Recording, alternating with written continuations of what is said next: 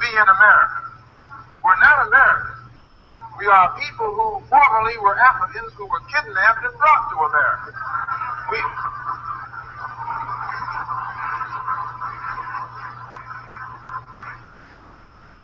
Our forefathers weren't the pilgrims. We didn't land on Plymouth Rock. The rock was landed on us.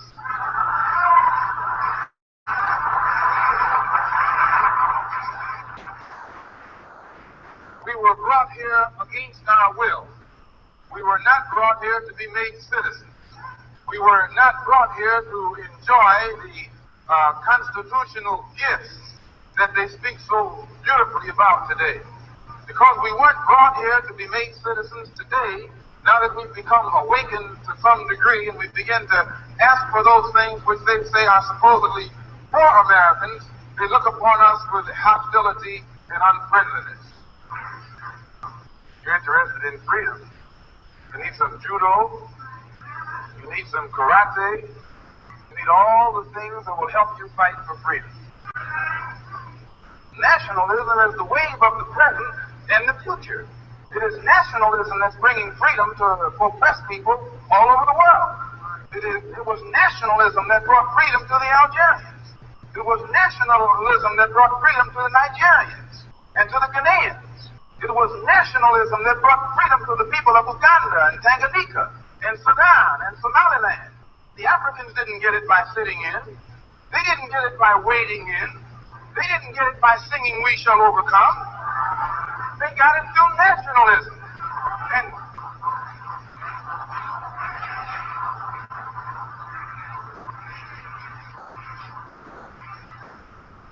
And you and I will get it through nationalism. What is it? What is it that makes it difficult for the philosophy of nationalism to spread among the so-called Negroes? Number one, they think they have a stake in America. They think they have an investment in this country, which we do. We invested 310 years of slave labor, 310 years, every day of which, during my mother and father, worked for nothing. Not 8 hours a day. There was no union in that day. They worked from sunup until sundown, from can't see in the morning until can't see at night. They never had a day off. And on Sunday, they were allowed to sit down and sing about when they died, they wouldn't be slaves no more. When they died, they wouldn't be slaves no more. They'd go up in the sky, and every day would be Sunday. That's a shame. And it is that 310 years of slave labor that went in, that was my and your contribution into this particular economy and political system. They can give us the back pay. Let's join in. If this is what the Negro wants, let's join it. Let's show him how to struggle. Let's show him how to fight. Let's show him how to bring about a real revolution. Let's make him stop jiving.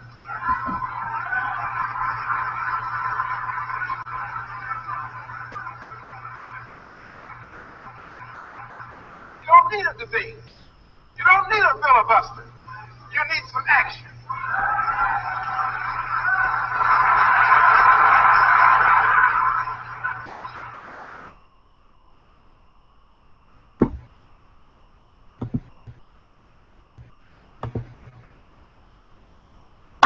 Hello all. I apologize for oh, there we are. Sorry. Just showed a video. I'm sorry to everybody who was having technical difficulties before, but we are definitely ready to start off. If you wouldn't mind introducing yourself to everyone. Michelle? I'm sorry, I have a hard time hearing you. Oh, if you could introduce yourself to everybody. If you could tell them who you are. I'm Michelle. I am on the other end of our debate that we had a few days ago, and I'm just here to say my point of view. Word. And it's very important, everybody. I want to say to everybody who is viewing this that it's very important to keep an open mind and to constantly stay respectful in your beliefs and what you think, and what I think, and what she thinks. Um, I wanted to start off though, one by saying, hey, I haven't really seen or spoke to you since I think high school, and or when's the last time I've spoken to you, like seen you? Um, Last time I talked to you was probably 6 years ago, something like that. 5 or 6 years ago. Yeah, it was a pretty long time ago. Um, the first thing I wanted to talk about is just a comment on the Facebook page, and I don't know if you have it in front of you. I don't know if you want to read it or if you want me to read it, but I want to kind of just start from there and and start the conversation right there. I'm Do sorry, I don't know if it's you or me, but am I coming in clear to you? You're coming in clear. Can you not hear me? You're coming in very pixelated. I can't hear a word you're saying. Mm, um, I don't know why. Can you hear me now? My Wi-Fi is all the I way. can I can hear you, but I don't understand what you're saying. It kind of sounds like a robot. Like you don't. I can't understand you. That's where's your Wi-Fi connection at? What's that? Is your Wi-Fi connection up? Your Wi-Fi. Yeah, yeah. I have full Wi-Fi. Okay, so do I. I don't know why you're not getting me clearly. Can you hear me right now? Like what I'm saying? No, I heard context clues. I know what you just said then, but it's very hard. Okay. Let's try this. Um, can uh, can you hear me what I'm saying right now? I Is think you that is said, that can you hear better? what I'm saying right now? Okay. Okay. Well, let's just hope it gets better as the show goes on. Okay. Um, but I wanted to ask you to clarify what you pretty much had to say on my Facebook a few weeks ago. Okay. As far as what portion? The whole thing. It's Fourth of July. Read a book. It's ignorant. People like you, who are raised, who puts up people like our race at the bottom of the pyramid, like that. The whole. I don't know if you remember what you said. And I'll read it for you. No, I remember. So basically, what I was getting at is there's plenty of people that are out there fighting for you know. I know you feel as though you're not exactly free, but compared to the majority of this world, we are very free. Fourth of July to me is more than our Independence Day. So um, with that, yes, it's the day that the Declaration of Independence was signed, but I feel like any patriotic holiday also symbolizes our military, it symbolizes our rights and everything that has to go with that. So the reason why I was so mad about the comments that you made is because I have military in my family, I have military friends, so Fourth of July is kind of a important thing to me because those people are of all races overseas, trying to protect us, make sure that we have the rights that we are deserved. Now, for as far as the part where you say you're African and not American, you were born and raised in America. Am I wrong? I was born and raised on the land. Yes. Okay.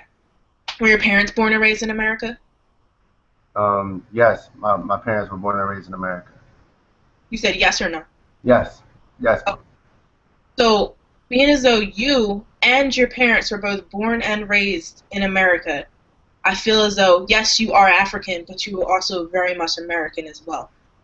Now, you may not feel that way, but I'm an extreme realist. I go based off of what is happening right now. And as far as the KKK comments and all of that, the KKK very much still exists, but it's a very, very small amount compared to the rest of this country. There's 5,000 to 8,000 KKK members still in existence right now, and there's 319 million U.S. citizens, and that's just citizens. That's not immigrants or anything like that. So that means that there's one per every 40,000 Americans, which is a KKK member. Now, if you think that the KKK is taking over, that's unrealistic. Like I said, I'm a realist. So I don't think that one KKK member can overcome 40 Americans. It just doesn't make sense to me. The numbers don't match up.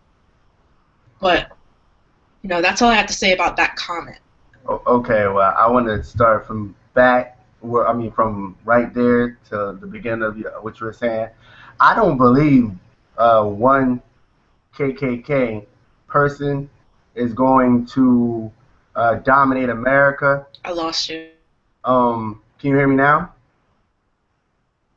Can you hear me now? Can you hear me now? Can you hear me now? Yeah, I got you. Okay. So to me, KKK, right, is not the main problem, in my opinion. The problem is white supremacy as a system. These are things that a white person doesn't even have to be conscious of to participate in. These type of things are things that black people don't even have to be conscious of to participate in. And then just to make sure we know what we're talking about, white supremacy is a system that pushes and brainwashes and I want to say gears the world towards believing that white or Europeans are better than indigenous, colored, or African people. And in my opinion, America is built on white supremacy. So the KKK, they're outright. They don't mind. They'll say, "Hey, I'm with white supremacy," but it's deeper than that. So my comments about the KKK is just because I don't like the KKK. They're not the main problem to me. They're not the main enemy. I think that they're less dangerous than the Europeans who believe in white supremacy and don't say it. The ones who are your lawyers, your judges, your cops, your teachers, your friends. To me, the people in the military, the presidents, those people who don't admit they believe in white supremacy but continue to use white supremacy are more dangerous, in my view, than any KKK member. And to go to your point about you being a realist on the sense of us being American and me being born here, so that makes me American. But if you study the concept of from and what it means to be from somewhere, it's only, I would say, about 100, 200 or 300 years old, the concept of from that you're using right now, which is you're from wherever you're born at. Okay?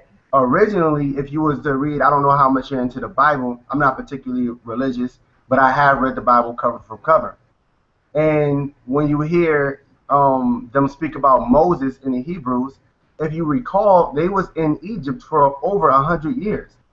Yet, they never called themselves Egyptian, right? They called themselves Hebrew or Israelites because their bloodline is supposedly from Israel. So when I say from, I'm speaking of the true sense of from, which means your phenotype, wherever your phenotype came out of. My phenotype came out of Africa. My bloodline comes from Africa. I have more roots in Africa than I do in America. Therefore, I am African. Now, you can say, using that, the form of from that you're talking about, yeah, you can say I'm American. But we need to also understand that that is the language of an invader. If I'm a European and I don't belong anywhere on the planet, but I want to invade everywhere on the planet, I have to change the definition of from in order for people to believe me when I say I should be here. So this is when they changed the definition of from, say actually from is where you're born at. Because if they had not said that, then they wouldn't belong anywhere on the planet. They couldn't be in America, they couldn't be in Spain, they couldn't be in Africa, they couldn't go nowhere, so they would have to change the definition of from to fit their predicament, which is that they must travel and rule over other people. And that's why we use that for or from. Now to go all the way back to what you said about soldiers, I could understand if anybody's passionate about the army. My brother is in the army. My father was in the army. It's not the first time I've heard that type of passion um, for America, but it needs to be said that soldiers, whether this is offensive or not, are pawns and puppets for corporate leaders within America and the United States who need drugs and money in order to embetter their own situations here in America. A lot of the soldiers over there in other countries aren't really there to protect our freedom. That's what they tell them, because that's what you would have to tell people to fight. But they're really over there to take natural resources from other people's and to rule and conquer over other people in their own land. Anytime American soldiers go to a land, you'll notice if you go over there, they never come back. They sit there and they station there as, by definition, invaders of the land. And they must tell people who you call the American citizens, we're over there to help, which the citizens of those countries and places would, I'm sure, would definitely beg to differ.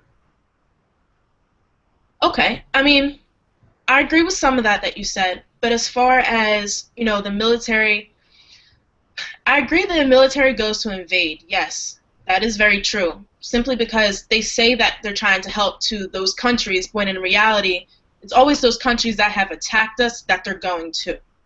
So if we are going over there for resources, how come we don't ever see any of them? Or if we go over there to help, how come they're still hating us? How come they're still attacking us? The reason why is because we're sticking our nose in places that they don't belong. So when they hear that we're trying to help them, they're like, well, what are you helping us for? You're not, Iraqi, or you're not Indian, or whatever the case may be. So as far as that, I definitely agree with. But when it comes to a point where those countries are attacking us and harming, our citizens, I believe that the military needs to be there, and our military is protecting us. So, when Iraq and Afghanistan attacked us, the U.S. sent the soldiers over. They were stationed there, but our soldiers did return. Our soldiers were returned, but not all of them, of course, unfortunately. But they did get sent home.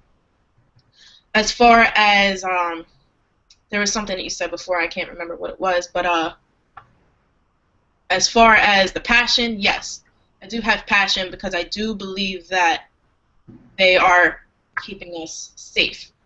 Because compared to the other countries, I do a lot of comparisons. Compared to the other countries, we are more safe than most of them, and I think you have our military to thank for that.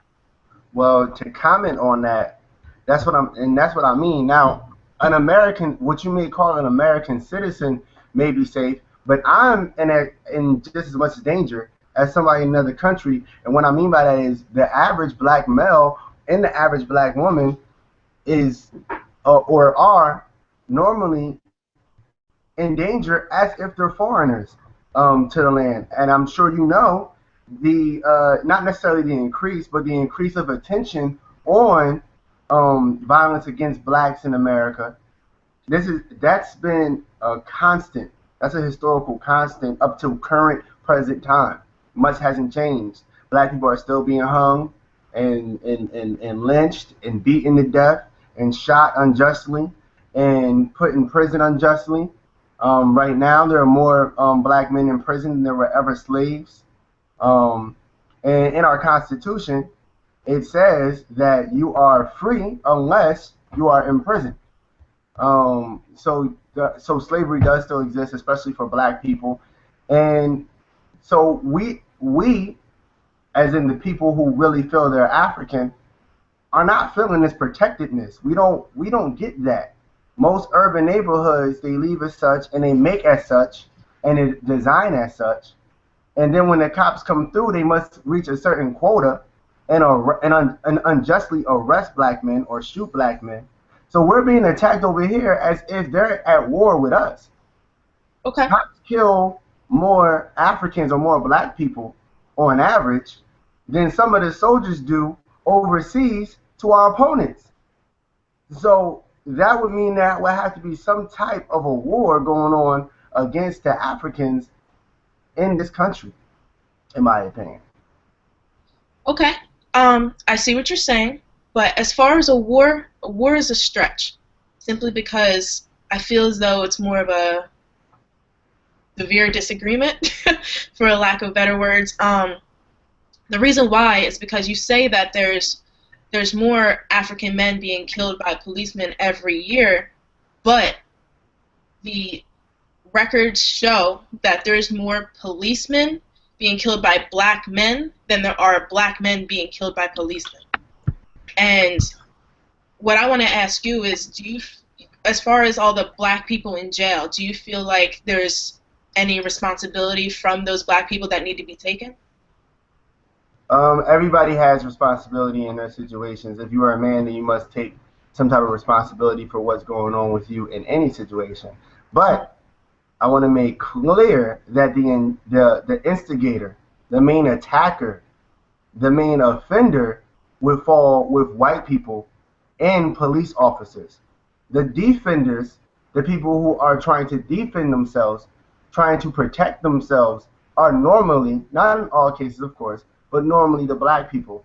Now I don't know, I haven't ever read anything that said more black people kill cops than cops kill black people. If that's true, I mean, to me, that would make sense. I would actually, and this is going to sound very radical to you, I would hope so by now that some black men do defend themselves, because from the time we were here, enslaved, till now, we've been brutalized, beaten, killed, castrated, and lynched by white officers. So I will hope there'd be a certain time in history where black people would say, maybe we should fight back. Because in my opinion, the only reason why white cops are doing this to black people is because black people normally are not defending themselves. White cops normally get away with it. White cops normally get a pat on the a slap on the wrist, maybe their badge taken, and get to live their everyday life, and might even get a donation from the KKK, the skinheads, and the American Nazis, and a bunch of other white supremacist organizations and politicians who like it when cops kill black males.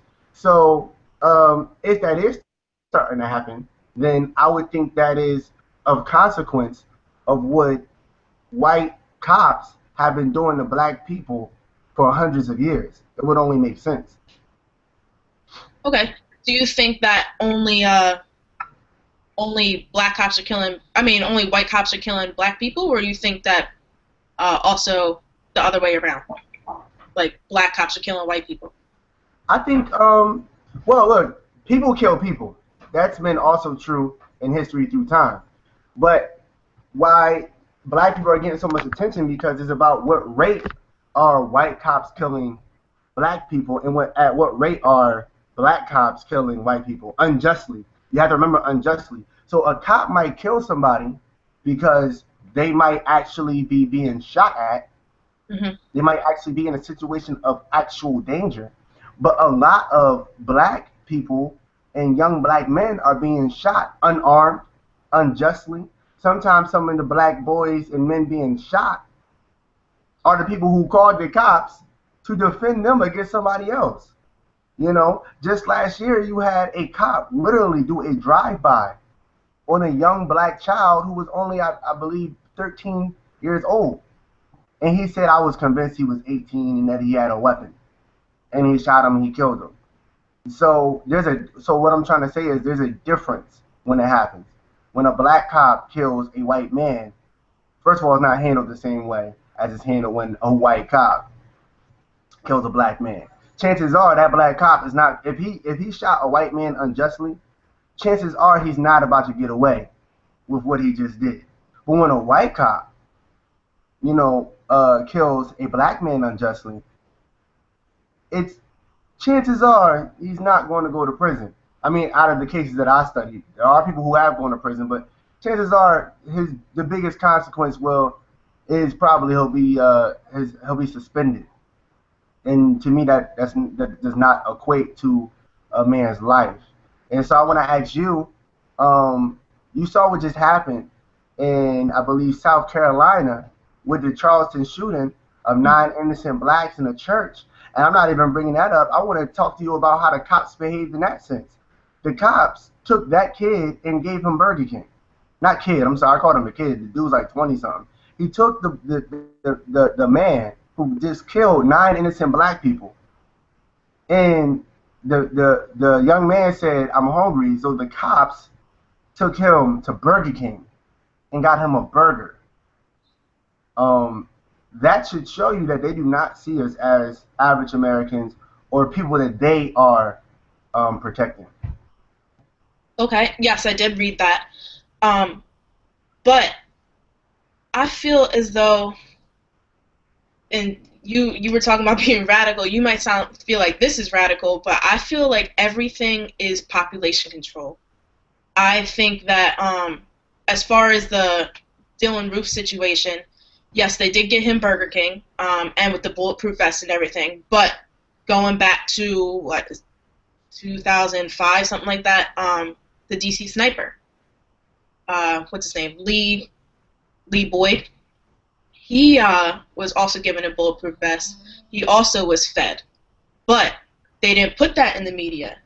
The reason why is because I feel like the media controls all. I think it controls everything. Everything that you hear, all the stories about, black people getting murdered for whatever reason it may be, I feel is population control, because they want the whites versus blacks. They want them to go at it because we are getting a little too big for our britches. There's too many people in this country and not enough jobs, money, everything. I also think it has a lot to do with our economy. The civil rights movement started only 5 years after the largest national debt in the world for the U.S., which was 1945. Civil rights movement started in the 50s. So then, last year, 2014, was the second largest national debt. You started to hear about all the cop shootings. I feel like wealth has a lot to do with it. I feel like media has a lot to do with it, because you don't hear about, the stories of white people getting killed, because right now the focus is black people, which is terrible. It really is. But you have the government and the media to blame for that. The reality of it is I feel like there's an equal amount of white murders and black murders, but the only ones being publicized are the black ones. And that's not good, because that's what's going to start a race war. Like I said, I don't believe we're currently in one, but it could start simply because of the radio, the internet, the TV, whatever the case may be, the newspaper. There's a bunch of publications of these murders, but no one's publicizing, the opposite side of it. And I think that has a lot to do with it, and I think that's going to ultimately destruct the U.S. Well, one, I want to correct something. Black men and white men, or black people and white people, do not die at the same rate. Black men die at a much, much higher rate than white people. Two, I want to say that, yeah, the media is manipulating people. I think that's obvious. But you need to also understand that prior to light being shined on blacks being murdered by cops and other white people, the only time you could hear about, especially on like channels like Court TV, the only cases they really cared about were people being killed were normally white people. Court TV, I think, changed into a different type of channel, but essentially, if they were going to talk about somebody being murdered and going into investigations and the importance of it, it was normally about a white female, because that seemed to be a bit more important than a black female or a black male. So, and I also want to say that I definitely, I never mentioned the vest because you're right. That's normal to put a vest on somebody.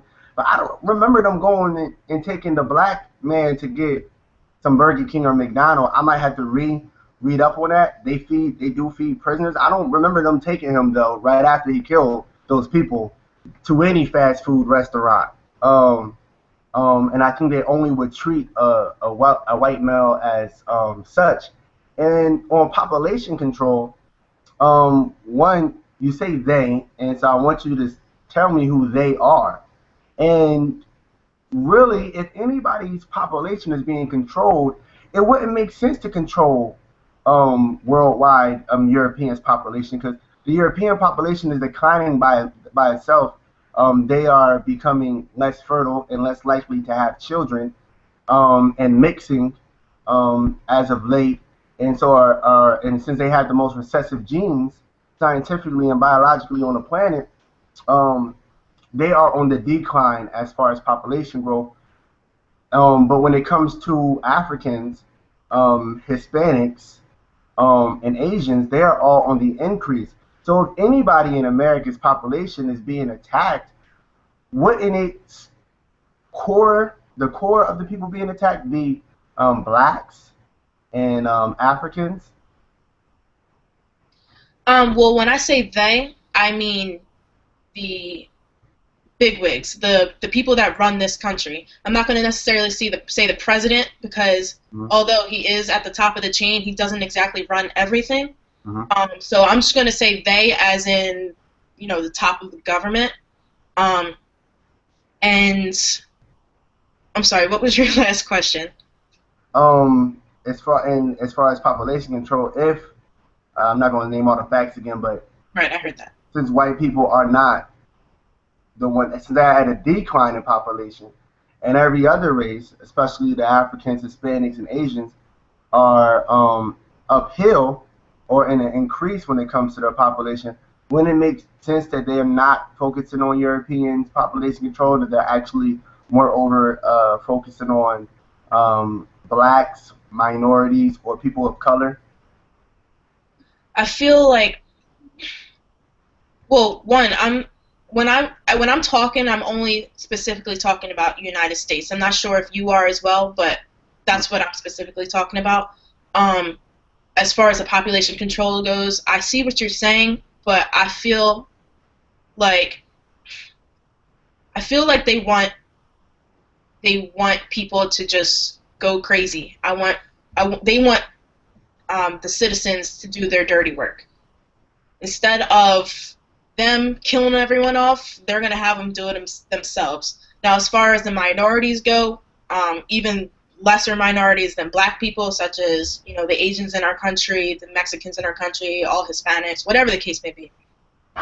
I feel like they are working on getting them out of our country, but I don't think they're very successful in that. I think that they're focusing on the larger races. We do have more Europeans in our country than we have African Americans, Uh-huh. but I feel as though they are targeting both, but they're only publicizing one, and that's not okay in my eyes. Okay. Well, now, so when you say, so you said they, the people who are controlling America or the United States of America. Now, you claim that you're a part of this land, but if you are one of the people that they would be trying to get rid of or kill, and they run America, then do they see you as American? Are you one of their own? Why would they kill one of their own if you were truly an American? I don't have an answer for you, unfortunately. Because the overall point is that we gotta come to the point and realize when we call ourselves American, what are we saying? And I ask that question because it becomes confusing, a very confusing topic. Not just because I told you because your lineage, or well, I don't particularly know your lineage. I meant to ask you about that, but my lineage definitely leads back to Africa. shown through my phenotypes and my characteristics and my bloodline.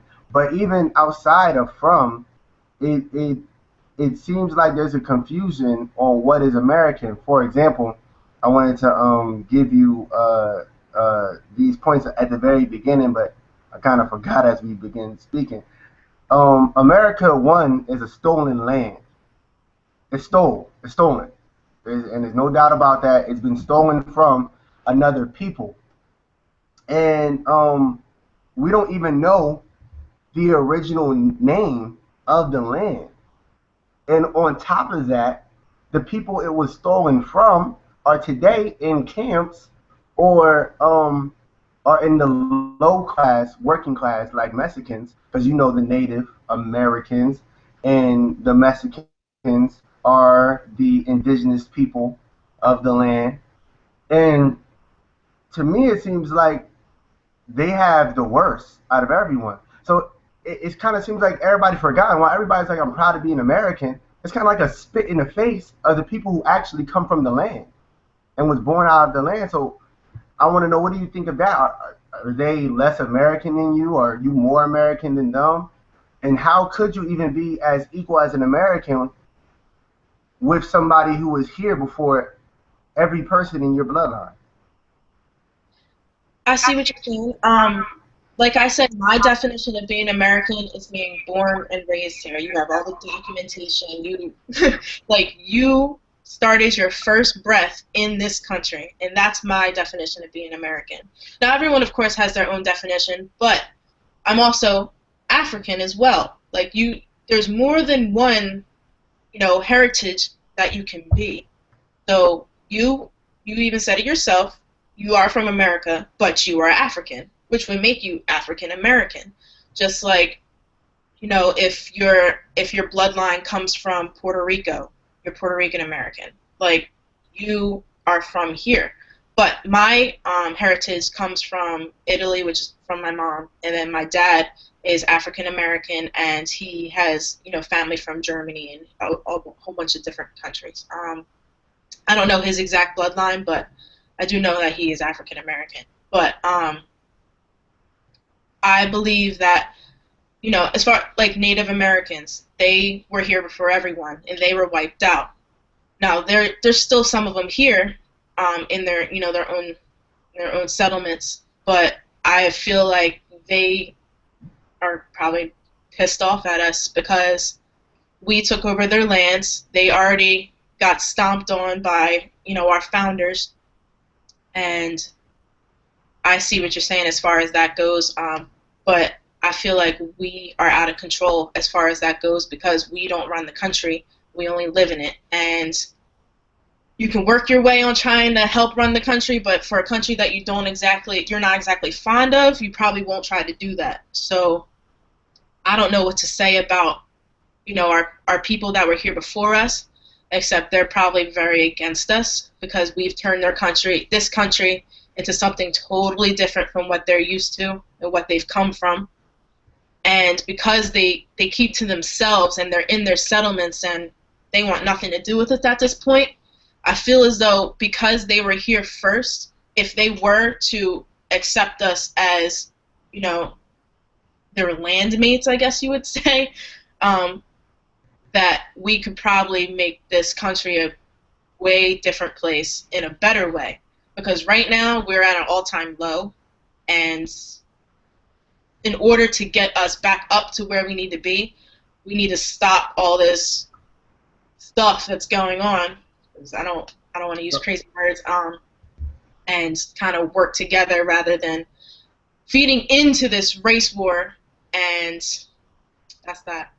Okay, well, before I touch on the race war, don't you think it's in the quickest way to saying yes or no, did you believe in people fighting for their independence in Africa? Yes. Like, yes. Okay. Great. So if we believe in that, shouldn't we be helping people who are native of this land fight for their independence? Because the same thing that happened over there to the Africans with colonialism happened over here when they built colonies and they made it their own country, and they said, oh, we're the president, and da, da, da. They literally did the same thing over in Africa, except for over here, it was a lot more successful, I guess you can say.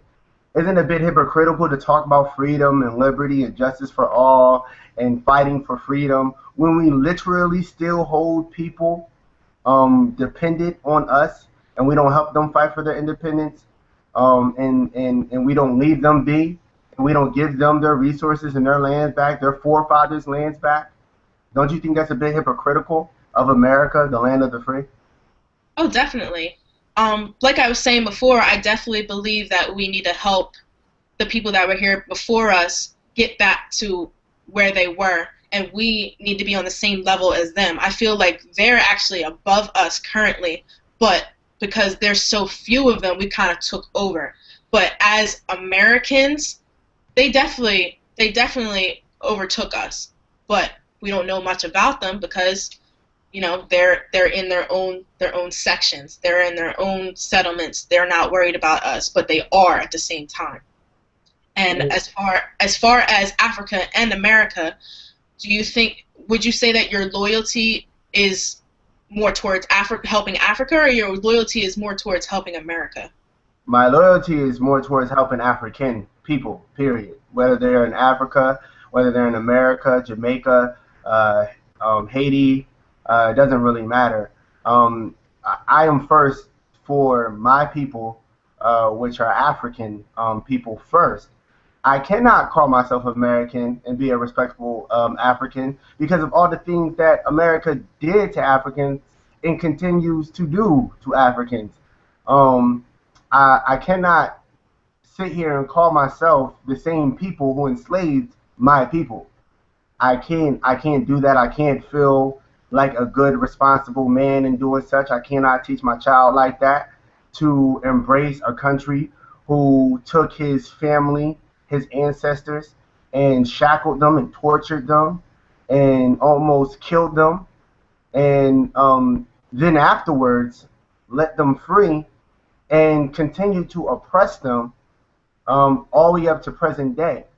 Um, if if you do have ancestors, which you said you do because your father is African American, um, it's by far hypocritical for someone to say, well, yeah, I have African in me.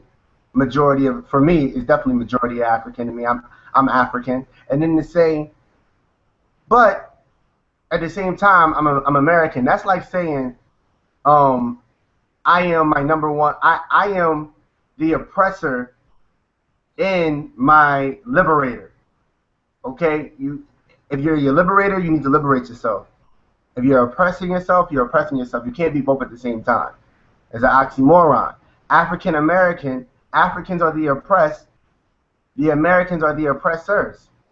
And they're the oppressors of the natives of this land and the natives of many lands. And that happens to come into my bloodline. So, like I said, no, I cannot be more loyal to Americans than Africans. And I want to say that I don't believe that American truly exists. Now, let me further that point before it just sounds crazy. The reason why American doesn't truly exist is because it was literally just made up. There was no backing but power. The people who came and said we're American, this is our land, just had more power than the people of the land. But when I call somebody Asian, they're Asian because their phenotype came out of the land. They've been there for so long that they became one with the environment and they look like their environment. When I call somebody African, it's the same thing. But all of a sudden, when I say American, I'm talking about everybody. That doesn't make any sense. It's not real. It doesn't truly exist. It's like kidnapping a girl whose name is Naya, calling her Mary, and saying that she's Mary. There is no Mary. Mary doesn't exist. There's Naya, and somebody who has more power than her has tried to convince her that her name is Mary. Okay. So, with that being said, I can understand why your loyalty would be for African people. I definitely get that. Me personally, I I like to embrace both sides of my culture, but being as though America has given me all that I have, all that I've ever known since the day that I was born. I feel like I don't want to say I owe America because I don't owe anyone, but I feel like if I'm going to try and lift this country up or have my part in trying to make something better, it's going to be for America only because they have given me everything that I have. They've given me, my right to say what I want. They've given me my right to bear arms. They've given me my rights to everything. And although, rights are taken, when you do something wrong or whatever the case may be, you don't always have those rights. But as far as everything that I have, everything that keeps me alive, everything that keeps me happy, America has given me. I haven't gotten any of that from any other country. And as far as, the children that you were talking about, would I have a 1.5-year-old daughter. I wouldn't raise my daughter to say, oh, well, this happened 100 years ago, so you need to make sure that you still hold grudges based off of what has happened. I'm not going to say that because she was born in 2014. Like, she wasn't born when slavery is a terrible thing, a terrible, terrible thing. But I feel like when comes the point where the grudge is let go? When is long enough to learn from your past but not still live in the past in your body? Well, I feel like you need, not you specifically, but America as a whole kind of needs to move past that. Still learn from it, still respect it, still, give your respect to the slaves that have died and whatever the case may be. But there's a point in time where you just need to move past it and live in current America. well, current America currently oppresses my people. So I don't make a distinguishment between the America of my enslaved ancestors and the America of now. I think the enslavement has changed. The best slave does not know that they are a slave. So now we have people who are poverty slaves. We have people who are indentured slaves who are indebted to America and have to be slaves. We have people who do not have the liberties that you speak of all the time. The same. There's some states that you cannot bear arms, and there's some places that you cannot completely speak freely. If I was to say something certain about President Obama, I would be scrutinized. I would be socially destroyed and socially convicted for my stance or my point of view as a black male. So I think that there is an illusion of freedom. And so when I'm teaching a child, I'm not just teaching them to hold a grudge, but I teach them about their past so they can know the future and so they can understand the present. The past is literally what makes the present. The present cannot exist if not for the past. If I don't teach the children about slavery and about white people and about black people, then one, they won't understand why white people still act the way they do. And two, they won't understand why black people act the way they do. Because the reason why we act the way we do is because it's post-traumatic slave disorder. And the reason why white people act the way they do is because they have something called white privilege, what was given to them by slavery. So if I do not teach my children this, or my nieces, my nephews, my little cousins this, then I am doing them a huge disservice in society as a whole, and they will not fully understand. So it's not about holding a grudge. It's about understanding the past so I can understand the present and so I can move towards and correct the future. Without giving them that, they will be victimized, and they will not see when it's happening again. Enslavement is happening now as we speak. Like I told you, there's more black men in prison than there were ever slaves in America. That is a fact. That's not speculation. That's not just like some type of overhyped social media lingo. It's a fact within America. So I think the mistake is that we're taught that we overcame it. And I think me and you were taught that in the same school system. I think that they teach us that so we won't feel like we have to fight. So we'll feel like we're one with America. And my last point I want to make about your comment is I wanted to ask you, are you familiar with the story of the house and the field slave? The house and what? The house and the field slave. I don't believe I am. Okay, well, this is how the story goes. So the field slave would say to the other field slaves, yo, we Africans. I don't know if y'all forgot, but we were stolen and we Africans. And though we work here, we're poor. We don't have anything. We don't have nothing of our own. We're dependent. We need to get away. We need to fight back or we need to get away. So the field slave goes to the house slave and says, yo, this is messed up. We're being oppressed here. We're being enslaved. What's going on is terrible. Now you know the house slave normally is a bit of fair skin, and it probably has European bloodline in them. And they reply back to the field slave, "What are you talking about? Master gave me a house. Master gave me food. Master gave me a language. Master gives me this. He lets me take the horse here. Lets me do that." And he explains to the fellow slave, why would I want to leave?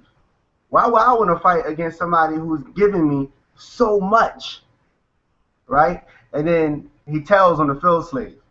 And that's normally how that story goes, and that's normally how it would go back in the times when we were being physically enslaved by the oppressor. And I'm not calling you a house slave or calling me a field slave, but what I'm saying is that history still has a lot of relevance in today because that's what goes on. You know, you'll tell a black person what's going on, and that I know refer to, I have more than just European blood in me. I mean, more than just African blood in me. They'll say that. They said that back then. And then they'll say, I've gotten a lot out of being here in America. They'll say that as well, without even knowing what Africa truly is. A lot of people don't know that Africa economy is rising the highest out of all countries, all continents, and of all countries in Africa, economies are rising faster than all countries in America, and all countries in the world, such as America, such as the UK, such as Spain. So there's a bit of ignorance going on, in my opinion, and that's from the misreadings and the misteachings that blacks give to the youth. So that's why I think that you're mistaken in your viewpoint. I think that they need you to think that you're American, because if we have black women or African women who believe they're American, who will fight for America, they are the first teacher of the children, and they'll teach the kids the same, then we don't have to worry about the Africans rising up and taking back what's theirs or taking the independence that they deserve. And that's what role I believe that you're playing in America right now. The difference between that story that you told and what I'm saying is that those people actually came from Africa, were born and raised in Africa, No, and were. Didn't you just say that those are where it was taken? They were taken here? those are slaves. So I'm not speaking of slaves who were just fresh off the boat. Oh, okay. I said a slave that's also had European bloodline in him because he's a house slave. So obviously it's been going on for a few generations by now. I see. Okay, so that story sounds pretty much like what I'm saying, but I do, I guess my point is that I do have my loyalty to America, but I do have my loyalty to my culture and my bloodline. But me being biracial, it's like I can't be fully loyal to my European side. I can't be fully loyal to my African side. It's like there's a thin line between the two, and it's like I gotta have 50% here and 50% here to make my whole 100%. So there's going to be some things that you don't like, but there's also going to be some things that my white side doesn't like, and I can't find that happy medium there. But that's the life that I have to live. So. Well, just to genetically and scientifically correct that, biracial is by technicality just as much as a myth as a quote unquote particular race, because we know that all things, phenotypes, genotypes are purely genetic. That is not just color bound, that is genetic. A biracial woman, by technicality, is not biracial, and I'll explain from a genetic point of view. Black women have something called the Eve gene, which I talk about a lot, which means that in an African woman, whether she be in America, Africa, Haiti, whatever, she has all of the genes of every human being on the planet Earth. Mm-hmm. They can take somebody such as yourself, such as my mother, and find everybody's genes in that one person. So the black male and the black woman, as you may know or may not know, in science and adaptation are the first human beings. And because of this, they possess all of their genes. So the reason why I could not call you biracial or I cannot call you 50-50 is because you have the same genes that I have. You have the same genes that my mother have. The difference between my mom and you is that in your phenotype, the recessive genes show a bit more than your dominant genes. So some of your dominant genes might be your lips, might be your tone of skin, could be your nose. Who knows? It's a bunch of things. Melanin, mixed people come in all different shapes and sizes. But those genes that you have are the same genes you would have had either way. So your dad technically would have the same genes that you have. And if he has the same genes that you have, then you're technically not mixed because y'all both possess the same genes. And this is why when white people would mix, or Asian people, or anybody would mix with an African, they would say, that's an African. They would say, I'm sorry, you're black, you're a Negro, you're an African. Because, you know, your genes are always going to be African until they mix, breed, lines and lines and lines, until you cannot trace, or you cannot, let me say, see the African in somebody no longer. So by scientific analysis or genetics, you have the same genes as me, and you're just as African as I am. I am familiar with that, but you know, as being politically correct, I guess you would say, there's always going to be a majority. So but that's the only reason why I say I'm biracial, or anyone else would say I'm biracial, is because you go by the majority. Because my mom, who's Italian, also has African in her, or any other white person you know also has African in them. It's a smaller percentage, but because, like what you just said, we all have the same genes. So everyone is African, everyone is European, everyone is Hispanic, everyone is the same thing. It just comes in different levels, shapes, and sizes. So because of that, let me correct that. Not everybody, and so in the sense that I'm saying everybody, you're right about that. Everybody has, technically, probably everybody has everybody has ancestry. All the races has ancestry leading back to Africa. Cool. But what I'm saying is that a white woman and a white woman and a white male do not have the genes to create a kinky-haired, wide-nosed, big-lipped, brown-skinned, melanated individual, because they do not have the genes required to create that type of being. But a black man and a black woman together can create a child with straight hair, chinky eyes, smaller lips, a smaller nose. They have the ability to do so because they possess all of the genes in the human race. But Asians do not possess all the genes. If they're not Afro-Asiatic, they do not possess all the genes in every race. Neither do Europeans, neither do Spaniards. But the Africans do, and that's why you're just as much as African as I am, because we literally have these same genes, and we can literally create the same type of people. That's not what you're saying about everyone. Everyone can't produce the same people is mildly false. The reason why I'm saying is because there's recessive genes and there's dominant genes. Yes. Everyone contains both. They have both recessive and dominant genes. Right. Brown skin is a dominant gene. Pale skin is a recessive gene. Right. So because everyone contains those two dominant and recessive genes, everyone can produce all types of people. I would have to tell you that, and not to undermine what you're saying, but I would have to tell you that that is wrong. I think that there might be a little misunderstanding there. Yes, everybody has recessive and dominant genes, but not everybody's recessive and dominant genes are the same.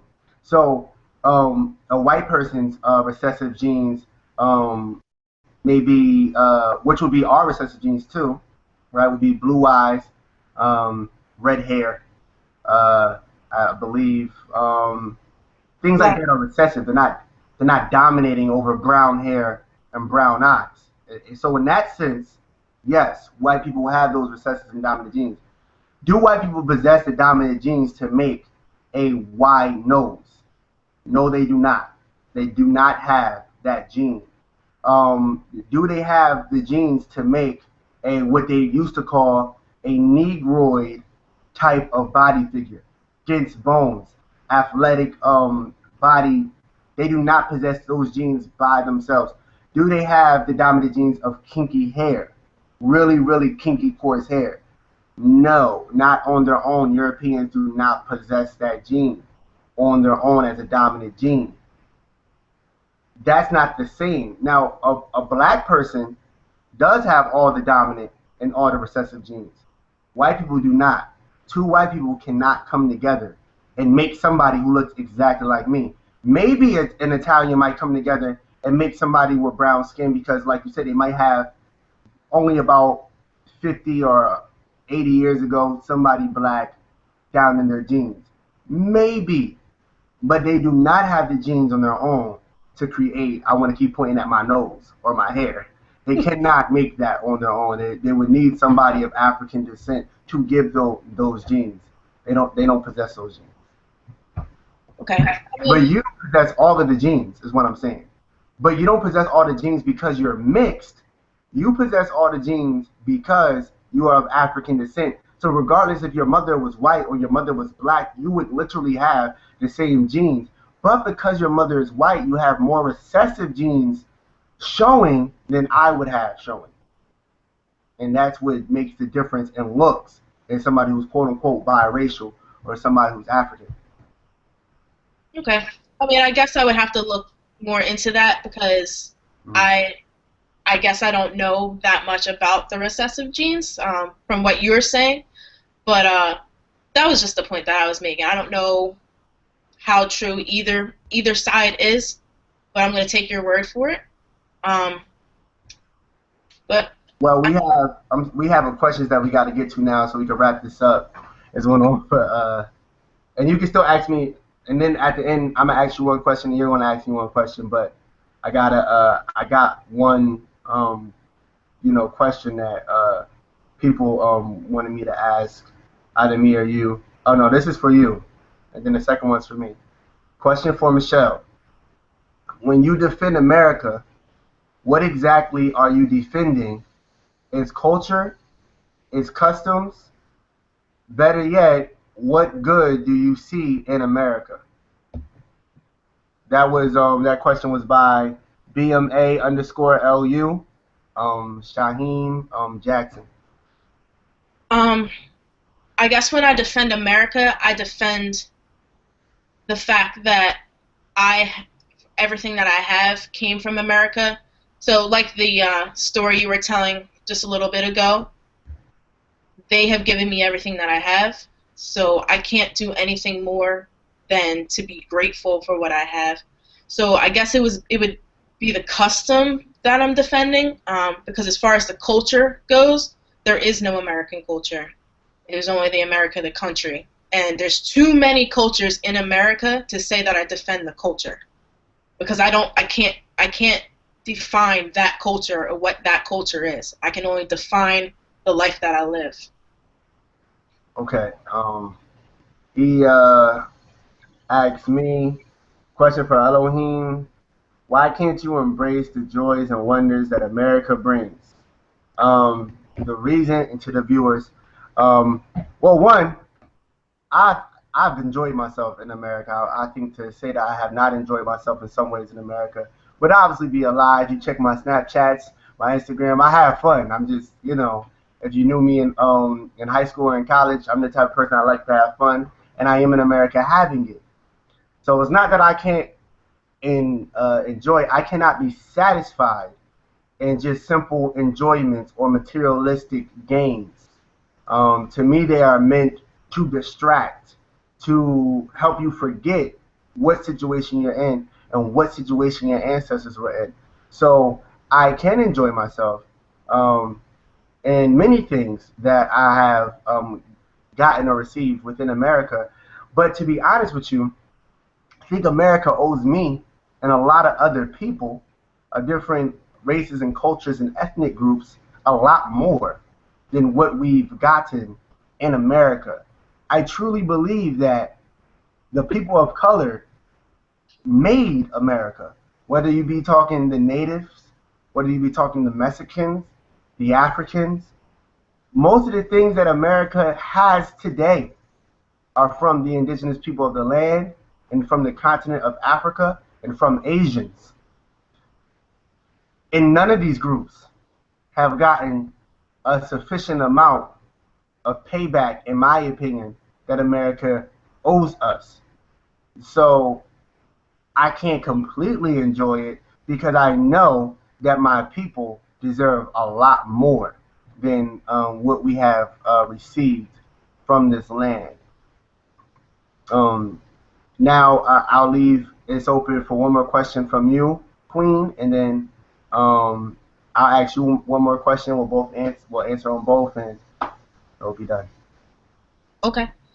Um, you were mentioning that the United States has enslavement for the African Americans in jail. Do you feel like they're jail for a reason, or do you feel like America just throws them in there and says to do what God may? Um, well, there's layers. Like I said before, I think every man holds some accountability or responsibility for his or her actions, his or her situation that he or she is in. Um, you know, when you become an adult or a man or a woman, I think that you just have to take some responsibility. But with that being said, um, I also believe that first, let's talk about the ones who are there going right now. A lot of them are falsely accused, are given higher prison times than a white person. So they look at it statistically. When a white person goes to jail for the same crime, they get a lot less time than a black person who goes to jail for the same crime. Or another statistic, when a white man is walking down the street and he is stopped and questioned, he is a lot less likely to be imprisoned for the same thing that a black man would be walking down the street. That's also a statistic. Um, so I think that there's a lot more effort to throw my people into prison or back into slavery than it is to throw white people back into slavery. White people have always enslaved everybody, so that's not the argument. White people have always enslaved in their history since they've been ruling, have enslaved everybody. But they, in particular, enslaved low class, indigenous, and African people. So, last point, not last point, but last point in this particular layer, um, if you look in Philly, which is right by us, you'll see that they're tearing down more schools to build more prisons. And these prisons are owned by corporations. That's definite slavery. They're targeting urban youth to put in prison. Some have done things that deserve for them to be sentenced to some type of imprisonment. But most, in my opinion, are either wrongfully sentenced or are being stereotyped and seen as prey to cops who need to fit a certain quota in their job to arrest black men. The second layer that I wanted to hit on is a lot of these guns. So we might see people who are gang banging, who are shooting who are selling drugs, but nobody wants to ask the question in the 80s, in the 70s, how did all these places get these drugs? Black people didn't have any planes at this time. They didn't have any ships to go and get these drugs. They didn't have a cartel. They weren't organized in that sense. How did they get all these military like guns in these neighborhoods? They also did not have the money or the resources to go and get them and bring them back. So that would mean that these drugs and these guns were implanted in the black community, which was also proven, which is no longer speculation. You can also look at the Fast and Furious Act that did this. So every man holds responsibility, but who is the puppet master behind the scene? Who is the main influence? Who is pushing all these things? Who's giving both sides guns and saying, hey, look at what these people are doing now? Who are the instigators? You know, that's the issue, because just like in court, though the person should be going to jail who murdered somebody, but who paid him to murder him? Did somebody tell them to go murder them? Did somebody push them to that? Then they should also be held accountable as well. And so, yes, I believe that we're being pushed back in tremendous effort into slavery today, currently. And last point, if you look historically, how slavery started, it didn't start because white people look at black people inferior. It's not how it started at all. In fact, white people or Europeans look to Africans to teach them things in the past. They teach them how to write, how to read, how to make boats, how to sail ships. If you look in real history, you can find even the Greeks, the Romans, the Pilgrims talking about Moors and ancient Egyptians and Ethiopians, helping them become who they are. So it wasn't that they thought that they were inferior. It's they were taken advantage of, in the sense that it started with, and that's why it's important to know your history, it started with Africans being imprisoned over here. And originally, if you were the original version of a slave was somebody who owed debt to somebody else. And they said, you're a prisoner and you owe me a certain amount of years of servitude. But then they realized, unlike white people could run away and go hide. The indigenous people knew the land better than the Africans. But the Africans were far away from home. So if I decided that I were going to give them an unfair sentence, there'd be nothing that they can do about it.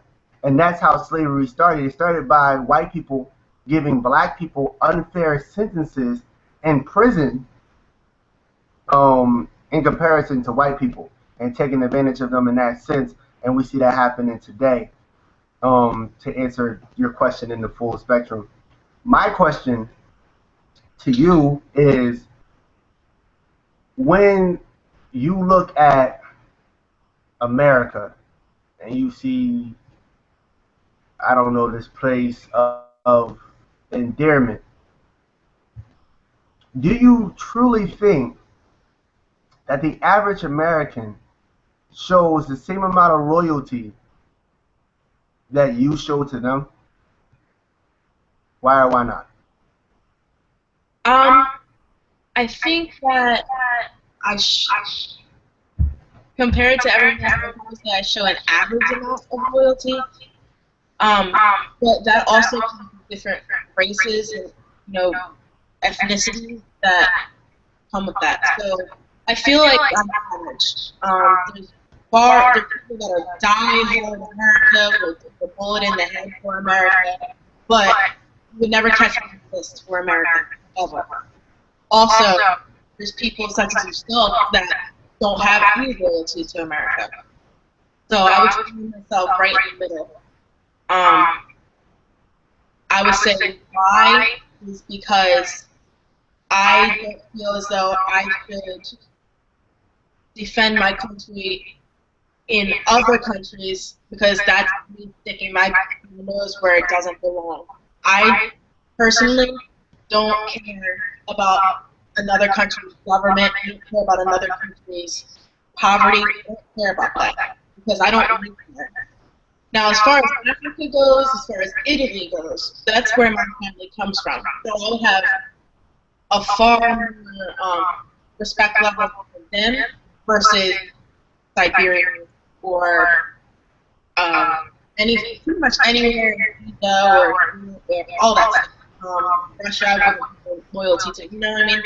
So I feel like I need to put my mind in another country that has nothing to do with me. Now, when a country starts attacking, then things change a little bit. I'm still not going to go, on the forefront. I'm going to go and fight for my country, but I feel I need to be behind America when they do go there. I need to at least support them because if there's no one fighting for me, because I'm definitely going to fight for myself in another country, then I need to at least respect someone who is trying to fight for me. Okay, okay. And I completely get your point of view. Before we go, I'm sorry, somebody had one more question to ask. Yes, for capitalism. Do you believe America gives you what you need because it cares for you, or it's capitalism? This is from Shamsuddin. I am no different than any other person. The people that keep me alive keep me from a can of paint. So I definitely don't think it's for me. But being as though it's at the top 2 or 3 countries in the world, I feel like it has to have some care for its citizens. Does not be particularly. They don't know anything Michelle Water. They don't know anything about them. But I do feel like as a whole, you might have a care, but for me personally, Okay. Now, great discussion. Now, I still hold that, that the only way, and I just want us to say our last words before we get off. The only way, in my opinion, I'll let you get the last word. The only way, in my opinion, that black people can liberate themselves is when they truly see themselves for what they are, which is Africans. If we keep holding on and trying to prove to America how much we want to be a part of America, how much we belong here, how much we love them, then we cannot truly earn respect from America. The only time America respects anybody on the soil is when they take a national point or a national standpoint or point of view. So the longer we go defending America against our own, the longer America can treat our own like shit. The longer America can treat us like low class, second citizens in America. So the day that we are, or the majority of melanated people in the Americas, get together and say, we African people, because like you said, African American, you are African first. We African people are going to stand for Africans first and then for our countries. So that's the only thing I would love for you to have, Queen. I just want you to be able to say, okay, I think I have some type of loyalty to America. And then you can say, but it says here I am African American. I have to be loyal to my people first and to the landmass second. And I think if more people had that mentality, I think that us as a people could really progress and stop being low class, second class, oppressed people. So that's my only point to you, Queen. I just want you to recognize that you're African first, and whatever you want to be, American, biracial, friendly, whatever, second. okay. And I guess the point that I want to make as a whole is that when African people, not even just African people, everyone as a whole, everyone that lives in America, when you come to a point and you realize you're doing well, I'm not saying everyone does well, of course not, but as far as people that, are locked up right now, or people that are in poverty, or whatever the case may be, and those are all the people that are in, locked up in poverty. I feel like when they come to a point and they realize that the person next to me, just because they're doing it, doesn't mean that I have to do it. Such as, for example, if my sister decides that she's going to try to be her local track queen and she wants to support her boyfriend that, sells all types of drugs, and they get busted together, now all of a sudden it's like, well, I'm in jail because the cop put me there. You're in jail because you were selling drugs. That goes for white people, that goes for Hispanics, that goes for everyone. So there comes a point where there won't be so many people in jail, there won't be building more jails, and America won't be this landfill if people will just start doing what they're supposed to do as a noble citizen. And that's what I want to get across, and that's what I want people to start. If you just do what you're supposed to do, act like how you're supposed to act, then there won't be any problem. All right. Well, I want to thank everybody who tuned in. I want to thank Michelle Waters for getting on the show and standing for what she believes in and what she thinks. To all my viewers watching, please share, please subscribe. I hope everybody's having a good time. I hope everybody is peaceful. I hope everybody defends themselves. And I wish everybody love and blessings from afar. And I want to thank the Queen again for coming on the show. Ashe, Hotep, thank you.